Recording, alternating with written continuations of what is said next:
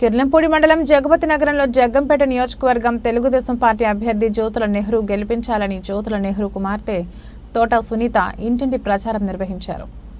సంకీర్ణ ప్రభుత్వం అధికారం చేపట్టాక రైతులను ఆదుకునేందుకు రైతులకు కౌలు రైతుల సంవత్సరానికి 20,000 రూపాయలు ఆర్థిక సాయం అందజేయడం జరుగుతుందని ఆమె అన్నారు.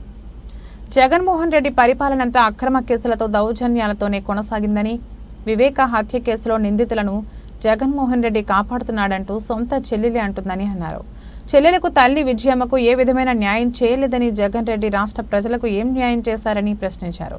అదేవిధంగా రాష్ట్రంలో ఆడబిడ్డలు ప్రతిరోజు హింసలకు గురవుతుంటే జగన్మోహన్ రెడ్డి ఏ విధమైన చర్యలు చేపట్టలేదని సునీత అన్నారు. రాబో సార్వత్రిక ఎన్నికలలో టీడీపీ జనసేన కూటమికి మద్దతుగా నిలవాలని ఆమె ప్రజలను కోరారు.